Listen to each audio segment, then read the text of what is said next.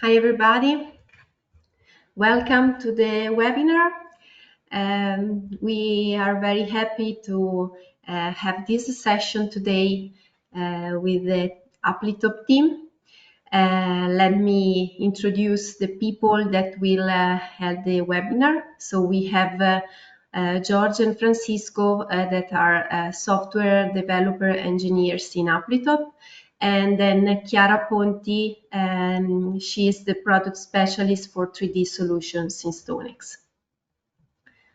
So just a couple of information about the system. Go to webinar, Chiara. Okay, thank you. Hello to everybody. Yes, just before starting, for those who are not familiar with the platform, in the upper part of the screen, you have the possibility to change the layout of your visualization. In particular, you can decide to show all the active cameras or just the ones of the people who is speaking. I recommend this option, especially for seeing better the sharing of the screen that will happen during the webinar. And then also another option that you have is to change the camera positions. I suggest to put them on the sides also to gain space with the sharing of the screen. Another option that you have is to pin the cameras or the screen that is being shared. So I recommend to pin the screen so you can see better the presentation and all of the cases that we will share today. In the upper right part of the screen, you will find a question box. Here you can ask your questions during the webinar. Maybe we can answer to some of them, or at the end of it, we will choose a couple of questions. And after the webinar, if your question is not being answered, you will be contacted with the answer. Okay, so I think we can start, Federica. Yeah. Sorry, I forgot also to introduce you Francisco, the CEO, and Felipe. They are also from Aplitop. They will also join the webinar. So yeah, we can start just a couple of slides introducing the two companies.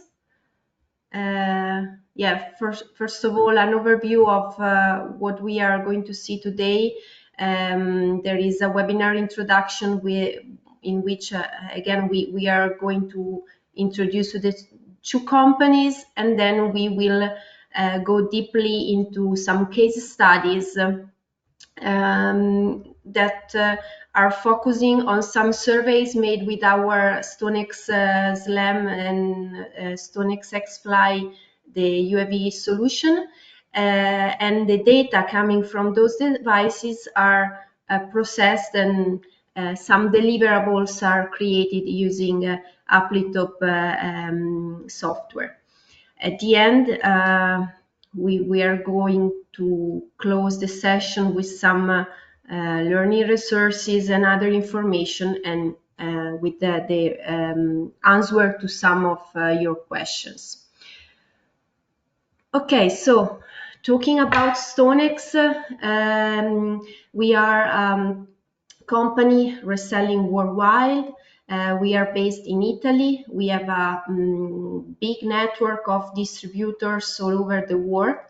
And we are manufacturing, measuring, and surveying devices, from GNSS to total station, tablet for managing your field surveys. We have dedicated software in the field, and we have also two divisions dedicated, one to the 3D surveys. So what we will see today, the topic that we will see today, and we have a wide range of SLAM devices.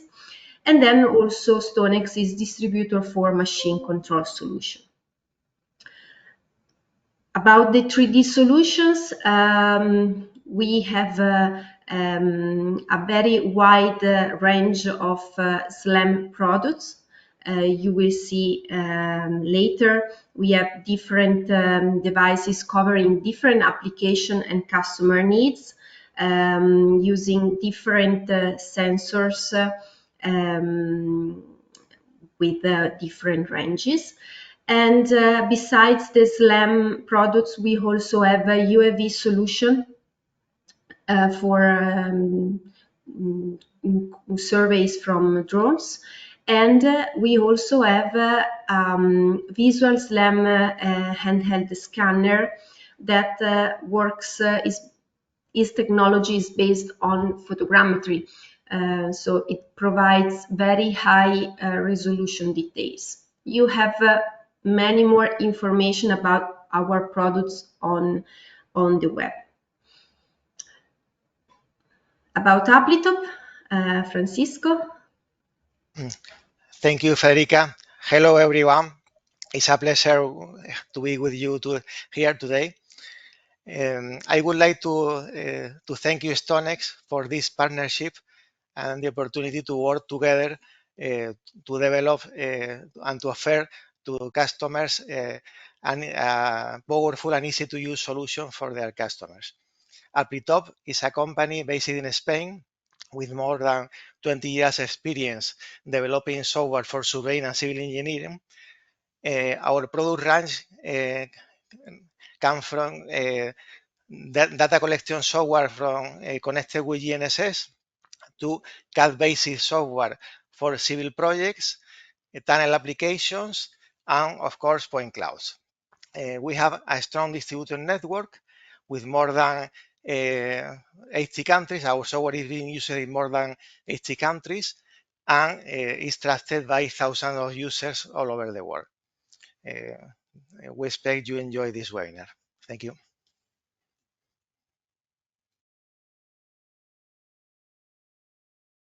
Okay, so yeah, as Francisco has just introduced, we are very happy about this partnership because together we can deliver a very good solution. You can have surveys using a Stonex scanner, and together with a software like Aplitop, you are able to get all the deliverables and all the outputs that you may need in your daily work. So before starting, I just would like to share a quick survey. The first one is about we are curious to know if you already own a SLAM scanner, and in case you have, if it's a Stonex product. Okay, so I see that you are still voting. Okay, I'm happy to see that many of you already have a Stonex SLAM laser scanner. Many of you don't have such a solution. Okay, thank you for your replies. And I like also to share a second question that is more related to the software. So which is the main product that you want to deliver from the point clouds between plan and elevation sections, 3D CAD drawing, digital terrain model, or point cloud web viewer?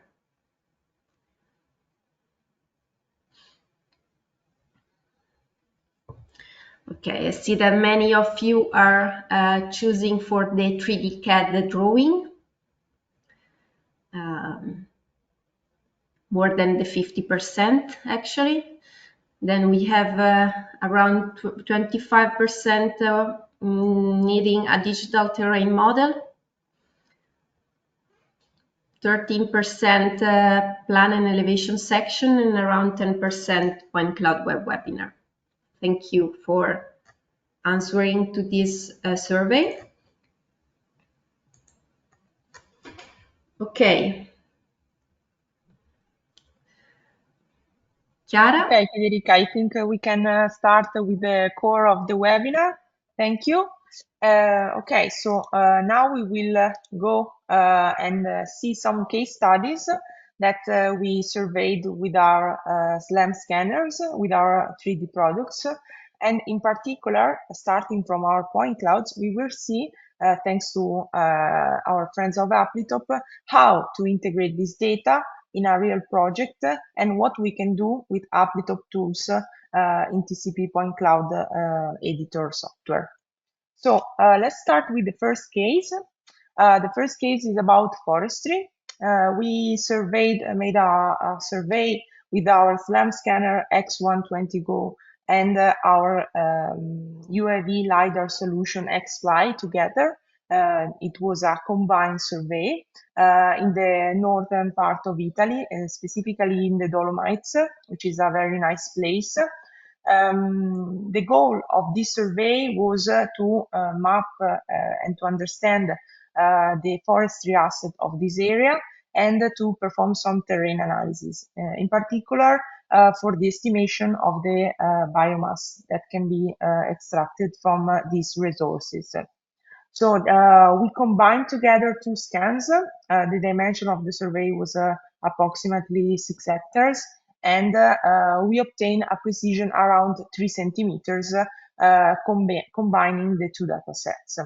So with the XFly, we made a very short fly, about 8 minutes of flight, collecting this data at a height of about 80 meters. And with X120 Go, we performed the survey around the trees of this area in about 10 minutes. So I leave the word to the more expert speakers that will explain to you how to use this data in Aplitop software. Hey, thank you, Chiara. Hello, everyone. I'm Francisco Vázquez, software engineer here at Aplitop. And yeah, let's begin with the use case and let's see the basics and how to do some ground extraction and terrain modeling. So, first of all, we have to create a new project. So we call it something like forestry. And here we have our empty project. So we're going to go to point clouds and just import our dataset. So here we can see we go to our folder here and we have the two last files, the one from the XFly and the one for X120 Go. And we add them and we can see here all the available formats that we support in the application. So you can work with last file, A57, PLY files, recap file, LGSX, and you can even import ASCII files and set up the column configuration, the limiters, and so on to use a custom format. And we add those files and import them.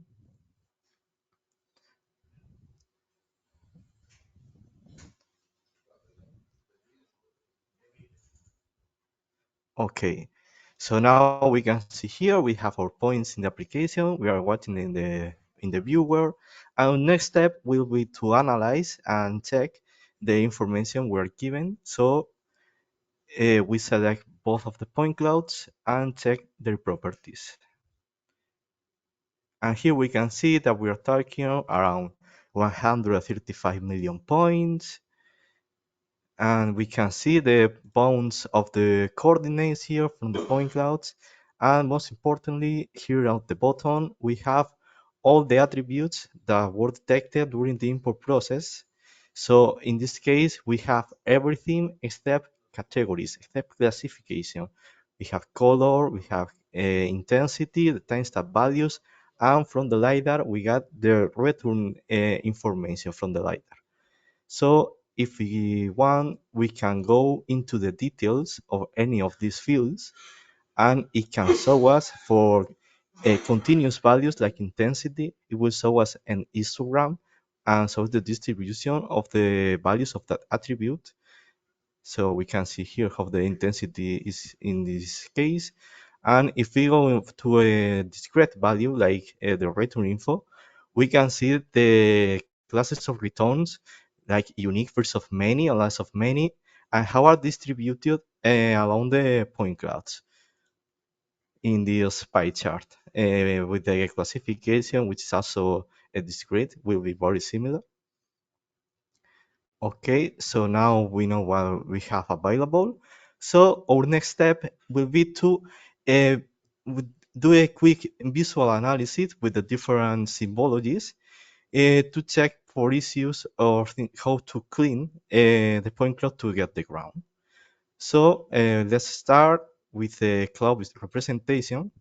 And as you notice, we have the both of the point clouds, and they have those colored rectangle, which is the color that represents that point cloud in the project. So when I go to cloud, you can see the yellow point cloud and the red point cloud, which represent the X-Fly, the yellow one, and the red one is the SLAM one.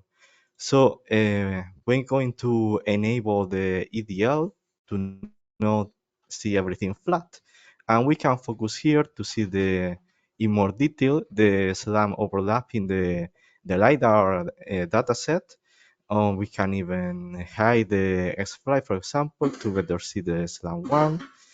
And we're going to use them as a single point cloud in this case, just to use the reinforcement given by the SLAM dataset to get more ground information in that area. And here we can also see the return data. This is with the class of return. So the blue ones are the unique return, as you can see here in the legend. And the yellow ones are free of many, and the red one are less of many. As we have two returns, there won't be intermediate in this case. And we can also analyze the intensity. For example, we can go here and set the representation, and we can configure all the colors and the distribution as we want. We're going to tell it to use 100 ranges and distribute it with quantiles, which is more accurate for the intensity values. And here we can see the values of the intensities. This can be useful to detect when you have a very reflective area and you have like a hole in the point cloud. This is very useful because you will see a very bright ring around the hole, so it's very easy to spot this kind of things. And now we are going to go to the elevation map. And here, this is going to help us to detect high and low noise. We're going to see now, we are going to configure at 20 ranges with this color palette. Of course, we could change with any of these pre-configured color palettes or change here any color we want. We can set up this as we wanted. And now we're going to see that we can see the 20 colors well because we have a noise at the top. Likely, this confirms that at the bottom we can see the magenta color. That means that there are no low noise. That's very good because low noise makes harder to strike the ground. We have to clean that very well. So now we are going to handle the cleaning to get the ground. First thing we're going to do is get rid of all the points that we know for sure that we don't need. So these top points here of noise, we can just simply zoom a little bit and make a broad selection, taking care of not selecting any of the actual point cloud for not losing any detail. And all of that noise directly remove those points. So that's the way the application works. You make a selection either manually or with any of the filters or any tool. And once you have the selection, you decide what to do with that. You set a category, you delete, make a filter, hide the points, whatever you want. So Now we're going to use the return information because as we are looking for the crown, we know for sure that intermediate and first of many can be ground points. So we are going to directly select them and we're going to get rid of them. And also with this, we're going to reduce the number of points and make the rest of the process a little easier for the computer. So now to get rid of the rest of the noise points that we see here, we could do it manually, but it will take a lot of time and we have to be very careful. So instead, we're going to use the isolation filter. What we're going to do is find points which at the radius of zero point 0.2 meters don't have at least two neighbor points. If that criteria is not match, we're going to consider that an isolated point, and we're going to select every one of them. And we're going to see here all the noise points are selected, and also at the borders, because we don't have as much density, are going to select a lot of points also, and some between the trees, which is to be expected with the vegetation, but it should be okay also because we are looking for the ground. It won't affect for further calculation, so we're going to just remove them. As you can see, the vegetation looks almost the same, but we got rid of all the noise.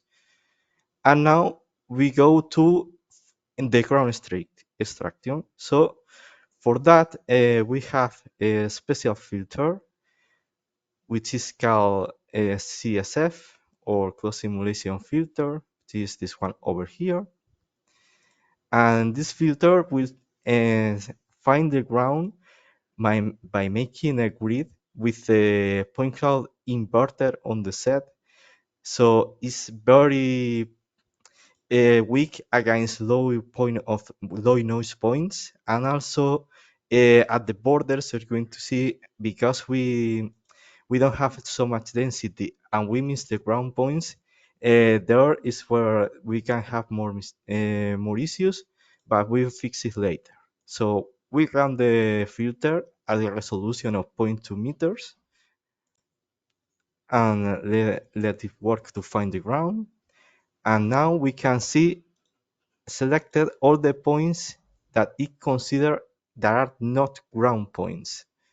Let enable ideal again. As you can see, all the vegetation is selected, also some of the low vegetation.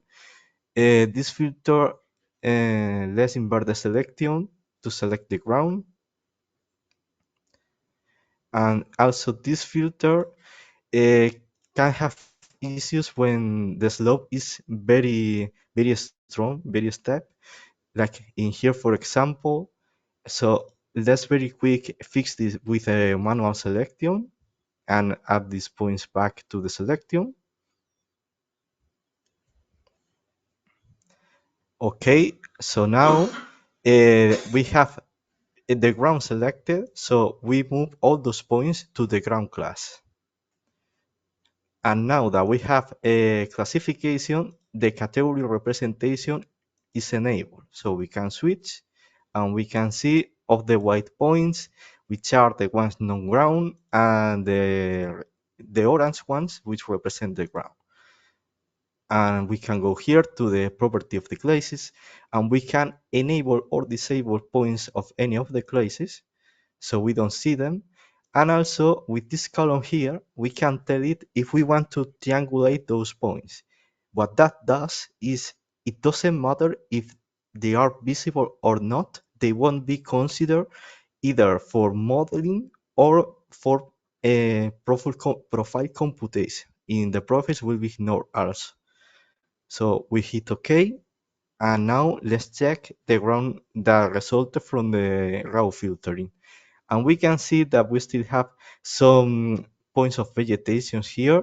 So we're going to fix some of them by manually selecting and removing the points. And also remove all this over here. And also another way of cleaning the point cloud could be like this. We can go here and we can see here, which seems to be like car parts from cars that were in that road.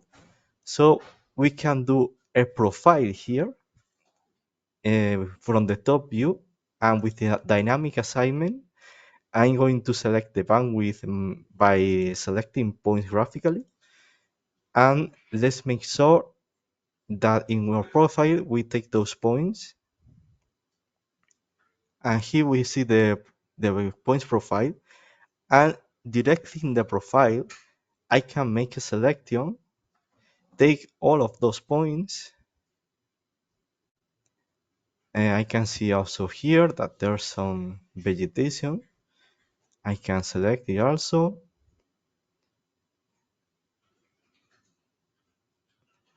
And you can see that in the 3D view, the points are also selected. So the profile and the 3D view are linked, and I can make even decisions with the selection in the profile itself. In this case, we're going to switch this to the never classified class, which is the non-ground class for this case, and move those points there. And because earlier I disabled that class, the points disappear, and we fix those areas. So with a combination of keep applying the CSF filtering in localized regions, manual filtering, and using the profile as a reinforcement, we can clean the ground and get something like this. We can now even show the rest of the point cloud to see everything, as the non-ground points are not triangulable. No issues with that. You can see here the full result. And finally, we can go to modeling and create our digital model.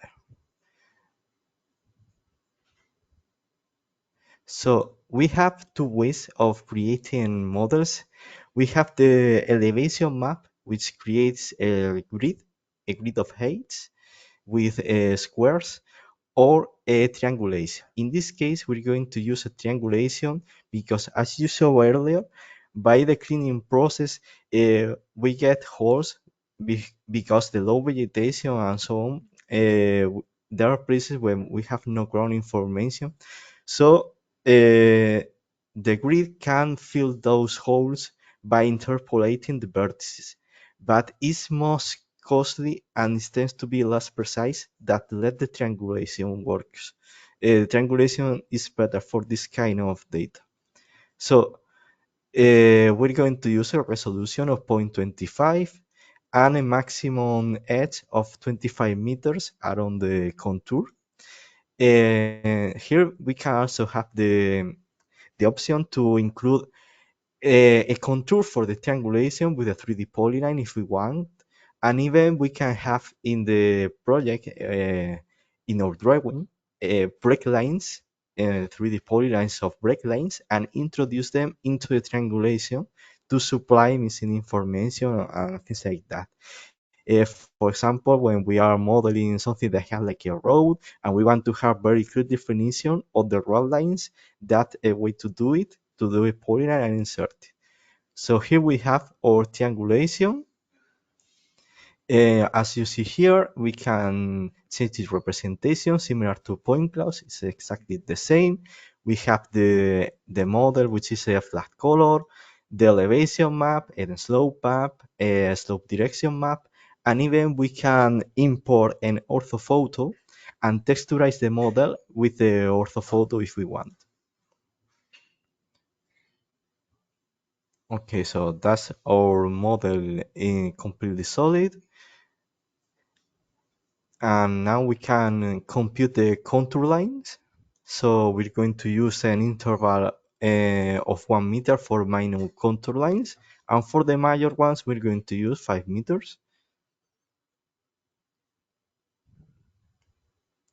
And let's compute the lines. And here you can see the contour lines. And if we zoom in, you can see, and this will happen always, there will be like little spikes in the contour lines, which is inherent to the way that point clouds work, because we always have some a kind of margin of error in the point cloud, and the surface captures everything as it is. So a quick way to get a better looking contour lines is we take the surface and we convert it to a data elevation map with the same cell size as our minimum edge length. Okay, so here we have our grid. The grid works exactly the same as the surface, and we can smooth the grid. So we give it for the smoothing a radius of a little more than the cell size and 2 iteration, just a touch. And here we have our smooth model. You can already see that a lot of the bumps are smooth out. And if we compute the same contour lines from this model, you can see that we have a much better looking result. So of course, this can be a destructive process and you could be afraid of losing the real information from doing that. How can we check that we have not given too much smoothing with making a profile? So we enable everything, and we're going to set up a quick profile in the top view with a resolution of 5 centimeters. And we're going to follow this row over here. And as you can see, now we are seeing the section all of the elements. We have the point cloud, the smooth terrain, and the original terrain. The yellow one is the original, the red one is the smooth, and we see the points at the background. And we can check here how the surfaces adapt to the original ground, and we can even make tests here and take measurements. We can see there's a diff of 1 centimeter, and if we measure here, we can see that there's a difference of 7 millimeters. So like that, we can check all the elements we want in with any section, and we can see the result. And here is the final product with only the ground at the final contour lines. Okay, so that was for this case.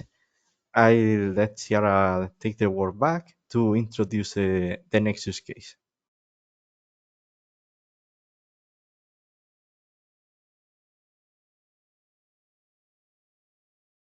Thank you, Francisco. Now we move to the second case.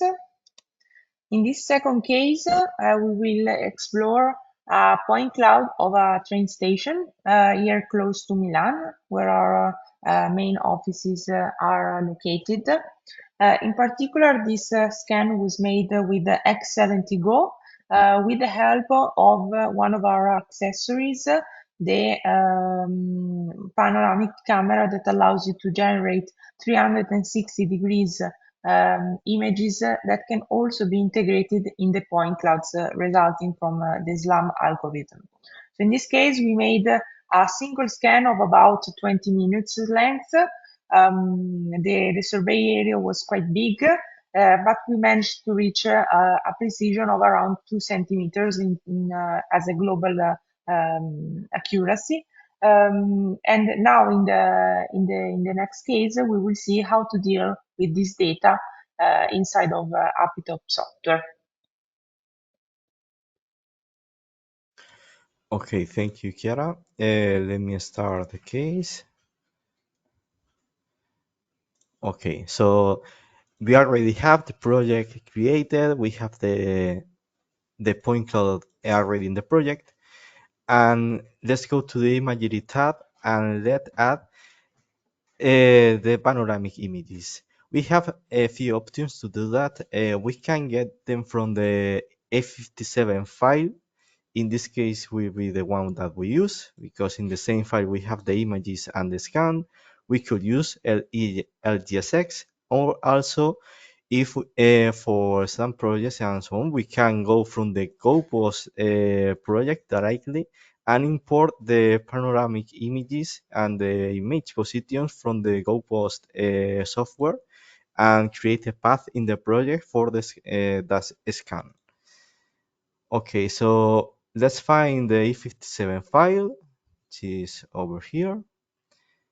And as you can see, it analyzed the file and it get us the structures of the file, so it can get all the setups, all the scans, and all the images related. And also the software finds those scans in the project and bind the image to them. So if you make some transformation on the point cloud, or you are traveling from one panorama to the other, it will automatically make everything right, like move the point cloud along the images, and also be able to show only the scan that is bind to the panorama image. Okay, so we have all the images imported. We can check their properties, and we can see a preview of the image, and we can see the resolution, the size of the image in bytes, and here down we can see the pose parameters, so the orientation of the camera, the position, and the kind of projection from this image, which in this case is a spherical panorama, and the pixel size of the image. So now what we can do is we can enter into this building, into this train station, and we're going to switch to perspective view so that we can see more clearly. And all of that red bubbles are the scan positions that we got from the E57 that had the panoramic image attached. So I can click on any of the bubbles. It shows me a preview, and I can enter the panorama. And you can clearly see that we can see the image, and the 3D view is synchronized. I can jump to another bubble, and I can inspect the train station going from image to image. We can also go to this upper part of the station where the rails are and do the same thing. We're going to enter the perspective view, go to the rails, open some of the bubbles, and we can inspect also here the upper part with the rails, the trains, and so on. Jump from bubble to bubble.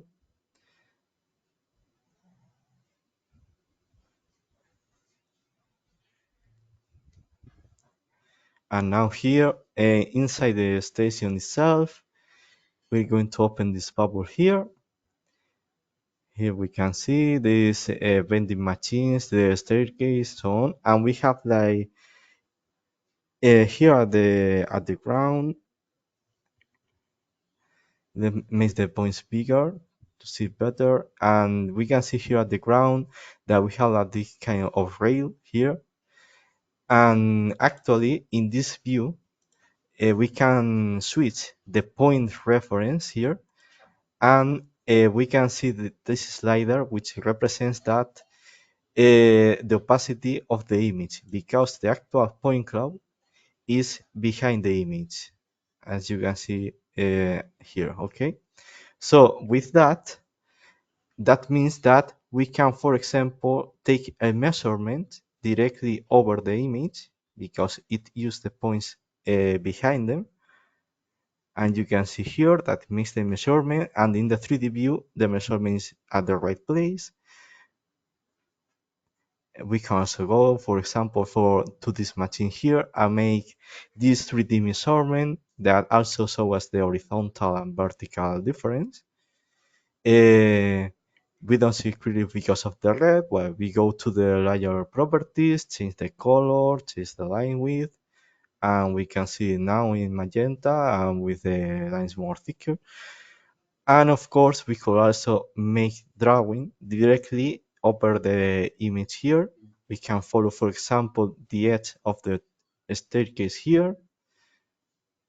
And we place our vertices here. And you can clearly see here, the line is there. And if we go to the 3D view, it's hidden because of the point cloud, but if we keep the drawing visible, you can show the line in 3D at the right place. So now we're going to isolate this part of the station, and we're going to extract do some vectorization by using the sections. So with this option of coplanar cuts, we can get cuts from the top view or XY planes at different elevations. So to set up the range, we can see at the bottom bar that it tells us the coordinates of the cursor. So we are going to look for the floor and the ceiling to only get the entire building. And we set up the values there. 1.5 for the max, and we start at -1.75. And we're going to make code cuts each 25.25 meters, and with a band height, which is the bandwidth of each of the planes, of 0.1 meters. Okay, so we make the cuts, and the profiles viewer opens, and we can go see here the different uh, sections. We can navigate from one height to the other,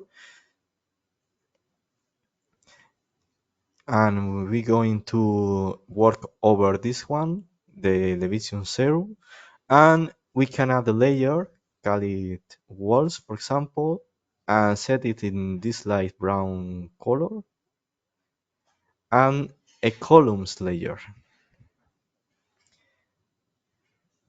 And now over this section, we're going to draw the walls,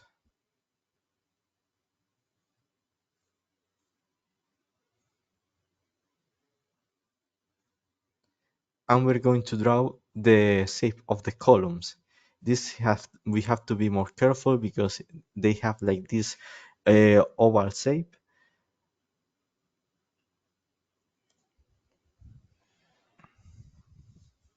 Okay, and now that we have that, we can go to this button here, which is called transfer, and it will transfer those entities back to the 3D world and unproject them. The cool thing is that this works no matter how the profile is done. In this case, it's an SY plane, but even in the previous example that we did a road, it also projects it. So we transfer the entities back, and when we go to the 3D view, we can see that we have the walls and we have the column. So that's a way that using the sections to getting elements drawn into the point cloud. Now, we have this wall-friendly staircase here that we saw earlier in the image, and we want to actually model the staircase, and in this case, we're going to try to model it with 3D faces. So a way that we can do that is also with a profile. So the way to do that is we go to the quick profile, and we do a profile at the top with a bandwidth of 5 centimeters, for example, and we make a single cut that goes through the middle of the staircase.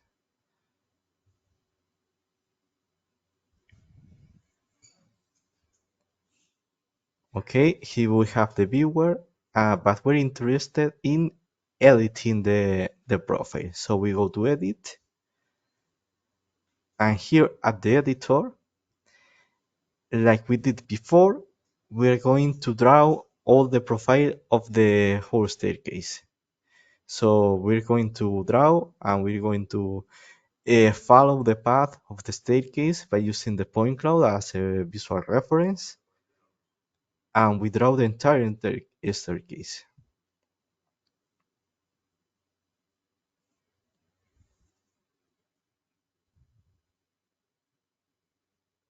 Okay, and now we are going to set the layer name to stairs, change the color, make it a little thicker, and as we did before, just transfer this polyline back to 3D. And as you're going to see now, here we have the polyline, and as we move the view, you can see there that it's following the shape of the staircase in 3D. And to get the 3D faces, we're going to select the line, go to CAD drawing, and here we have an extrusion tool, the extrude command, okay? And here we can tell it that we want 3D faces and give it a extrusion vector. So we are going to define it and use the entity snapping to get it right. So we are going to use the final point snap to get this vertex. And now we use the point cloud to get the edge. And as we know that is a flat surface, we're going to set the set at 0 for the vector. And we hit OK. And here we have 1/2 of the staircase. And we do the exact same thing for the other half.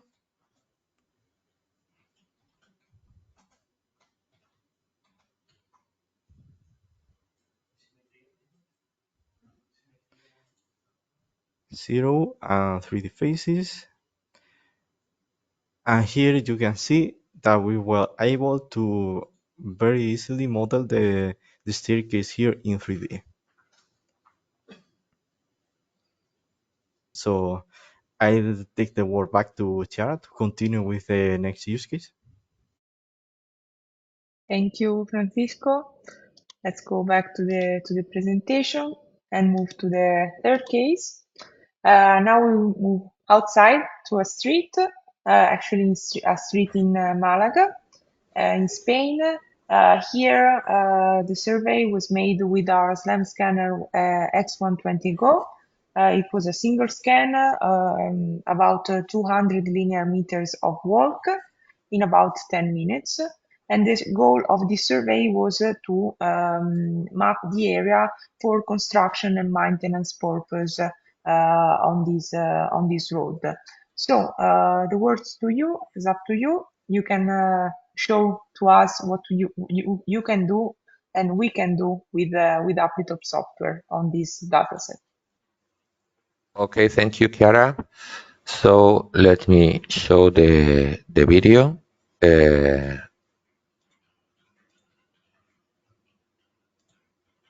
Here are the videos, and I'm going to show the urban outdoor study case. So we can see here that we have a point cloud in a raw mode. So the first step, as we have seen before, is to do a cleaning up of the point cloud. The idea is to get only the points of our area of interest. So the first thing we have done is selection by polyline and hiding the points. Now, if we inspect the point cloud, also we have a big problem that are noisy points under the ground. To avoid this issue, we can do a selection by elevation. With this tool, we can select an upper and a lower limit, and all the points in between will be selected. So the application shows in orange color the points that are going to be selected before you apply or accept. Once they have been accepted, you can hide them so all the points below the ground have been selected and removed. Next, we do a lighter version of the point cloud using the density filter like we have shown before. And this way we can see that parts of the point cloud are more dense than others. So the idea is to have an homogeneous point cloud with points separated or at distance that is more or less homogeneous. Next thing we do is do an isolation selection and filtering, because we have scattered points that don't provide meaning for our purpose. They don't define well surfaces or things like that. So the best thing is to remove also these points. So we hide those points, and once we have more or less a clean point cloud, we make a clone, a copy of this point cloud that will only have the points that we are watching now. So the other objective in this work is to have a classification. Now we are going to show the capabilities of classification over the raw point cloud. We see first that we have 2 point clouds, one that is cleaner and the other that was the raw, and one have a lot more points than the other.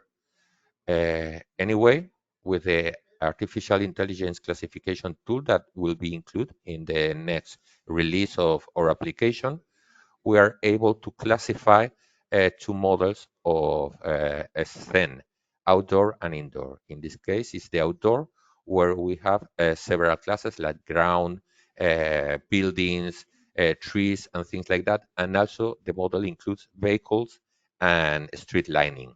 So once we have classified with the tool, we can see the results here. In the distance, it seems good or good enough, but if we take a closer look, we can see that we have some mistakes or points that haven't been classified. So to avoid this thing, we have also developed advanced selection tools like the vicinity selection that is showing now, that allows us, for example, select an object that is vertical, setting that the point that we are going to click is the lower point, and it will select all the points that are connected with that point. This way, we can select this tree that was badly classified and choose as a classification like a high vegetation, and assign this classification to the selected points. This way we can edit the classification manually, and cases that are harder, like this one, where we have 2 objects very close one to the other, we can use the clustering selection that also is a beta feature of the application, and also will be included in the next release of the application only for a time, and in the future maybe it will form part of a professional version or something like that. And with this tool, we can select the light street that is closer to the tree, and only the light street is selected. As we have done before, we can choose the class or classification we want to assign, and this way we assign this classification. This is the final result of the point cloud classification manually and automatically. So at the end, we can hide or show different classes, and this way we can inspect the area and view what elements are. For example, we have for manual classification, we have added a few more classes that we will try to add in the future to our intelligence model to detect or to classify. And that's all in this study case. So Chiara? Okay, thank you, Jorge. Back to sharing the presentation for the last case of this webinar. Now we move to the office building, to an indoor office building, and in particular we will see how to manage data coming from our scanner X40Go with the use of geotags.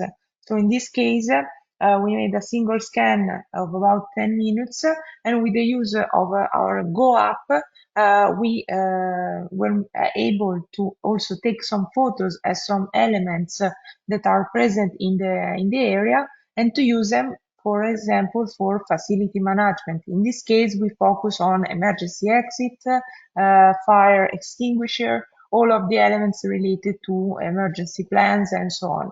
So now the words to you, Jorge, so you can show the examples with this point cloud. Okay, thank you, Chiara. I'm going to show the last study case. In this case, we have also a point cloud that is bigger. It has 80 million points or something like that. So the first step, as we have seen before, is to reduce the amount of points and also to remove all the noisy or the not well scanned areas that we understand that are not part of the job. So, for example, with simple tools like polygon selection, we can select those areas and remove it quickly and easily. So I have also resumed this video in order to be faster and to avoid things that we have seen before, like is removing all the points that are inside some areas that are not of interest for us. We can see here that the initial point cloud has 87 million points, and at the end we have only a clean point cloud of 23 million points. Now we are going to show the automatic classification for indoor scenes. We have trained the model of artificial intelligence to recognize different elements of an indoor point cloud. So we have selected only a part of the point cloud that have the ceilings, the walls, the floor, and also mobiliary or elements like chairs and tables, and also windows. So the first thing we do is in this point cloud that is unclassified to create the categories that we are going to map from the artificial intelligence algorithm to the last categories that are the categories that our application is able to understand. So we can see that we have not categories yet. So we configure the automatic classification that is a beta feature, as I have said before, to select the indoor model and to map the classes that this model is able to recognize. Once the process finish, we will see that we can see this point cloud using the categories. So we are able to hide some of these categories in order to have a better look. In this case, we can see inside, removing the ceiling or hiding the ceiling, so we can check that the tables and the chairs and also the windows are classified. The white points are unclassified points that the model is unable to classify, but we will try in the future to have better classifications with more elements. Now we are going to share to show how to classify, but manually. The question is that, as we have seen in the case before, we have classical techniques or methods to select, like this one that is select by elevation. So we have developed a quicker way to do this kind of selection of flat areas or plain areas that only clicking once, the application is able to recognize the plane that is in the clicked area. So you can select it very quickly. So you get all the ceilings, for example, and you choose this classification and set the classification for this selection. In the same way, we can do that for the floors, and even something that we can do with elevation selection is to select the walls. This way, we can select the same tool of estimated plane And using this tool, we can select all the walls that are more or less planar. Okay, we assign this classification, and next we go to do the selection of the interior elements of the point cloud. In this case, we can see that hiding the ceiling and the floor, we are able to watch that there are tables and chairs. Using the vicinity selection tool, we can select elements that are connected and are very close, the points in this group of points. So this way, automatically and later manually fixing the errors or the things that are not uh, classified, we can do a full classification of the point cloud. We can see a preview of the structure that is the objective later to do a CAD drawing. Now, we are going to show you the geotags functionality of the application. This is the point cloud, and we are going to insert or create a new geotag, and this dialog is shown where the user can set the name, a type or class of tag, description, and also can include an image or a document or even a web page uh, to access the information related to these geotags. We can edit this or add or change some of these properties. Also, we are able to import from LGSX files or CSU files this kind of information, geotags, so we get the geotags load in our project. So we are able to watch the different elements that Chiara has commented before, and we can see the fire extinguisher or the exit, the emergency exits. With this manager, we can handle or manage the tags. So we can locate the position of one of the geotags and see that is well placed and is referring to the thing that we have in the image. Using this manager, we are able to remove geotags that we have, and also we are able to export the geotags to a file. There is no standard, but we have agreed with Stonex some structures in these files in order to provide enough information about the geotags. Next, we are going to see the CAD capabilities of Point Cloud Editor. So we only select the walls that we have classified previously.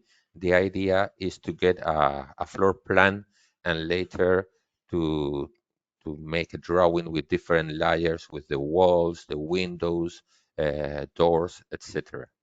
So the first thing we can do is to draw directly on the point clouds using the reference to point. So this way we can draw a 3D polyline and close it. So we have draw the area of one part of the point cloud. As we can see, the height of this polyline is arbitrary. It depends on the point clicked. So we have different options to set the height of this polyline. In this case, we use the rectify feature. This rectify feature will take the height of the closer points in the point cloud as the vertex height. So we can see that the polyline is well aligned with the point cloud. Another way to draw floor plans is using the raster editor feature. With this raster editor, we get an image of the point cloud from top view. So we are able to draw over this drawing. We can import layers from the point cloud editor to this editor in order to see or to watch the lines that we have created previously. And we are able also here to use several tools that for questions of time we cannot extend the explanation, but we can draw polylines here and also auto-detect polylines and join lines and things like that. Once we have created several polylines here, we can send those polylines back to a point cloud editor. So we can choose an existing layer or even create a new layer where these polylines will be added. So when we go back, we can see that the polyline we sent to the editor is shown there over the red polyline, and also the new polylines we have added are here. So the repeated polyline is deleted in this case, and the other polylines are going to be sent to the floor plan layer. So this way we can see that it changed of color, and also we have to fix or to set the height of this polyline. This time we use the flatten entities tool that allows us to set the height of all the vertices to the same value that we can pick from the point cloud or from another entity, or also we can write it in the dialog. When we have modeled all the floor plan, like we can see here, we are going to see how to draw a vertical element like could be the windows. In this case, we set reference to a plane. This tool allows us to define a plane using only 3 points. So this way we are perpendicular to this plane, and all the entities that we draw here will be drawn over the plane. So for example, we can draw a rectangle, and once it's drawn, it's over the plane we have defined previously. We also can use the copy functionality and copy this entity again over the same plane. So as we will see in a moment, those polylines are over the plane. So this way we can draw all the vertical elements, for example, that are on the walls, like windows and things like that. And we can see that the full model is drawn this way. We are going to change again the height of this layer in order to draw the walls of this building. In this case, we are going, for example, to copy this line. So making a copy and setting it to the height of the bottom part of the point cloud, we get a copy, and again we can move this new entity to another layer. In this case, we are going to send it to the walls layer in order to make an extrusion. Using the extrusion tool, like we have seen before in Francisco's example, we can create new elements in a very quick fashion. So we have more or less the structure of the walls in this area of the point cloud. So if we turn on the layers that the application has, we can see several elements that we have drawn before. This is the full result of the job. So we have a point cloud fully classified, and also we have the full drawing or 3D models that includes a floor, walls, windows. Also, the ceilings have been modeled here. So we can see that very quickly and easily. We can do the classification that will allow us to make a better 3D drawing, and we can also inspect the results, turning on different categories or even the full point cloud and only see the 3D model that has that we get as a result of this job. So the application allows us to export the drawing or the CAD drawing that we have created, and even it allows to import another drawing. So if we have a scanned building and also we have the drawing that has been planned before, we can compare if the 3D model of the drawing uh, is the same as the reality that we have captured with the scanner. So this time we are going to show that we can import that and the result is the same because the save and load capabilities of the application works. Also, the application has a functionality to connect to a CAD drawing, to a CAD application where we can interact and sending or transferring entities or layers or even setting the same point of view. So at last, we can also publish the results of the job to share them with others that work with us. For example, in this case, we are going to upload to the platform the point cloud and also the drawing. So in this dialog, you fill the name and the author, a description of this point cloud, and also the content that you are going to upload.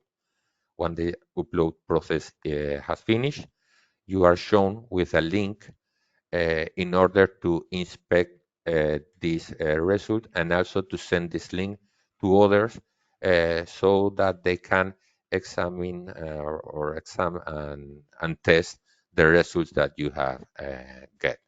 So I'm going to share with you this link in the chat area. Let me do that. So I'm going to share with all this link.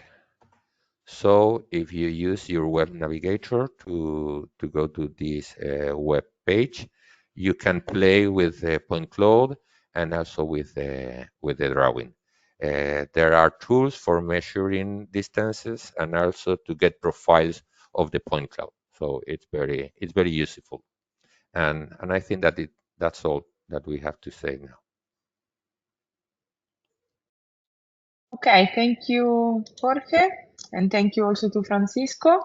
I take back the word just to conclude the webinar with some information about where you can find useful material and where you can download a trial version to try and to test the software if you already don't have it. You can download from Aplitop web page a trial version of the software, just filling out the form. And again, in the Aplitop web page, you have a complete video library dedicated to all of the software that they have, including TCP Point Cloud Editor. With a lot of video tutorial, very explanatory, with a lot of details and many information that can help you with managing all of the different tools that we have seen today. A lot of tools that can really manage very, very different situations. Okay, so talking about our part about Stonex, we can offer some bundles with our SLAM instrument combined with the TCP Point Cloud Editor. So if you are interested as a customer, you can find on our website a map with all of the dealers that can provide you with this solution. And so, if you are interested also in trying the software with some of our data from our scanners. So, I think we have reached more or less the end of the webinar. Maybe if you would like to stay 5 minutes more, we can answer to one or two questions if there are any interesting questions. Okay. Maybe I start with a couple. Some of you are asking if you will receive a copy of the webinar. Yes, we will send a downloadable registration recording of the webinar, so you can watch the webinar in the future. Okay, maybe I don't know if any of you guys from Aplitop have seen any interesting question that you would like to answer to the crowd. Hi, Chiara. There is a question from Tony Hargan. Any plans to link software to GNSS and Total Station? Well, in fact, this application, Point Cloud, is mainly designed for working with point clouds, but we have other solutions working can work with GNSS and total station data. It's an application called MDT, TCP MDT, that runs on CAD, and they are fully integrated with Point Cloud Editor. So you can work with this data in this application and then exchange data with Point Cloud Editor. Okay, thank you, Francisco.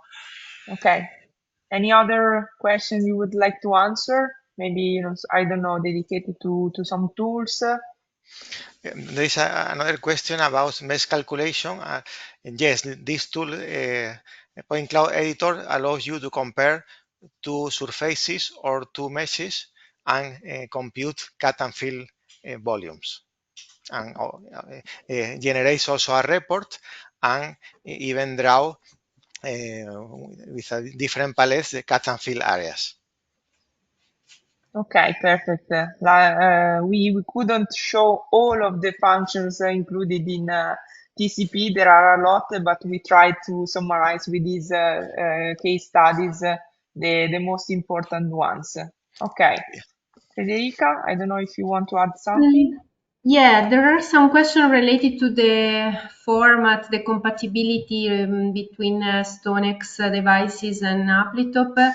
Actually, Stonex LAM and XPly deliver point clouds in LAS format and E57 format. The E57 format you saw also already includes all the panoramic images. So it's very easy to load these formats in Aplitop. Those are common standard formats. The only part we work on for the compatibility is related to the geotags feature. But the format that you export from GoPost, that is the software used for processing the SLAM data, is fully compatible with Aplitop. I guess you only need to have the last version of Aplitop. Is correct, Francisco? So I Yes, it's suppose correct. the maintenance plan should be working. Yes, it's correct. We are going to release this new version that we have shown, including AI classification, in about 2 weeks. And then all these the features you have seen will be included in this new Yeah. release. So you only need to have the maintenance plan from Aplitop working. Yes, in fact, if you purchase a new license, this feature is included, or of course, if you have a previous license and you have purchased the maintenance, you will get these features as well. Okay, all clear. Yeah, I think we have replied to all the questions. If we meet someone, we will reply privately. I think that's all. We thank you all for joining the webinar. We hope you found these features, this integration interesting, and hope to see you soon. Thank you very Thank much. you. Bye. Bye Thank bye. you. Thank you. Bye Bye. Bye-bye. bye. Thank you.